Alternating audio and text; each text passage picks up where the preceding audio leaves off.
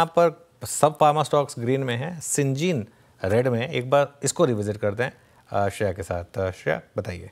जी बिल्कुल सही कहा आपने। आप फार्मा स्टॉक्स की बात भी करे थे, सभी में अच्छी खासी तेजी। सिंजीन देखिए, लेकिन एक्सीडेंट ऑफ द डे है आज। क्लियरली 12.5% से ज़्यादा का डेंट इस पर लगा है। आज टूट कर रहा है कारोबार। रिजल्ट आए इसके, रिजल्ट स्ट्रीट को पसंद नहीं आए, ओकेश रिजल्ट थे। आप रेवेन्यू की बात करें तो वहाँ पे बढ़ोतरी पिछले क्वार्टर से तो देखने को मिली, लेकिन अनुमान से ही कम रहा है। पिछले क्वार्टर में 916 करोड़ था, वो बढ़कर 1018 करोड़ रहा, लेकिन अनुमान इससे ज़्यादा का था। वहाँ पे कम कटौती देखने को मिली। प्रॉफिट आफ्टर टैक्स में गिरावट आई है, 188 करोड़ पिछले क्वार्टर में, इस बार 183 करोड़ ही रहा। एबिटा हालांकि थोड़ा सुधरा, लेकिन एबिटा मार्जिन में गिरावट देखने को मिली। बायोलॉजिकल्स, सीडीएमओ और कमर्शियल प्रोजेक्ट से रेवेन्यू को सपोर्ट मिला है, लेकिन मार्जिन पर असर कर्मचारी लागत बढ़ने की वजह से आया है। ज़्यादा क्या अच्छा नहीं लगा स्ट्रीट को, तो फाइनेंशियल 2026 की गाइडेंस स्ट्रीट को बिल्कुल भी पसंद नहीं आई। अनुमान लगाया जा रहा था कि 15% तक रेवेन्यू का अनुमान होगा, लेकिन आई ग्रोथ मिड सिंगल डिजिट में रहने की बात की गई मैनेजमेंट की तरफ से।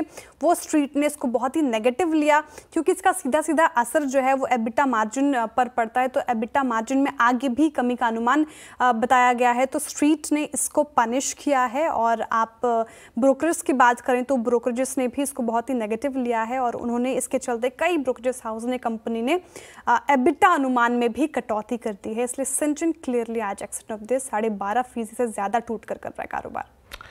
जी हाँ सिंजीन, और इन टेक्स के बाद, प्राइस मार्केट के एक्शन के बाद ये स्टॉक डे लो पर 653, 12% नीचे। और एक बात याद रखिएगा, 3 अप्रैल 2023 को इसमें एक ब्रेकआउट था जिसमें 667 के प्राइस से ये निकला था, और फिर इसने छुआ था 950 का ऑल टाइम हाई।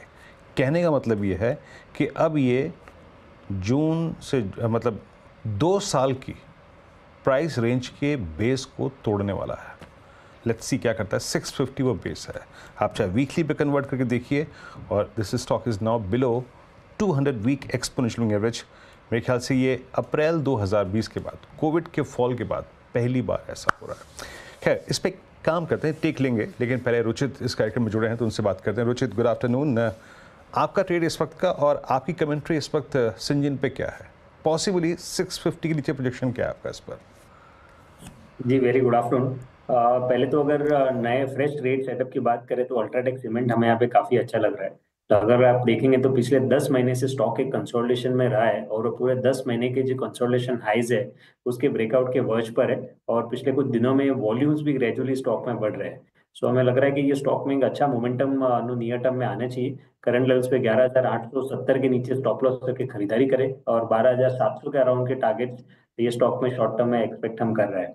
सिंजीन ने डेफिनेटली एक इम्पोर्टेंट वीकली सपोर्ट ब्रेक किया है, लेकिन अगर आप थोड़े से पोजिशनल चार्ट भी देखें तो स्टॉक ऑलरेडी एक डाउन ट्रेंड में था, और जो भी पुल बैक मूव भी ये स्टॉक में आए हैं, ये पुल बैक मूव में इसके डेली चार्ट पे डेली 200 डीएमए ये स्टॉक ने कुछ समय से सरपास नहीं किया है। और आज की जो सेलिंग है वो वॉल्यूम्स के साथ भी सपोर्टिव है। सो आई थिंक जब भी ऐसे वॉल्यूम्स के साथ कोई भी सेल ऑफ आता है, ये बहुत बार इवेंट्स जब रहते हैं, खराब रिजल्ट आता है या कोई भी अनाउंसमेंट्स आती है, तो गैप अप गैप डाउन होते हैं, लेकिन वो गैप से ज्यादा इंपॉर्टेंट रहता है उसका फॉलोअप मूव कैसा है।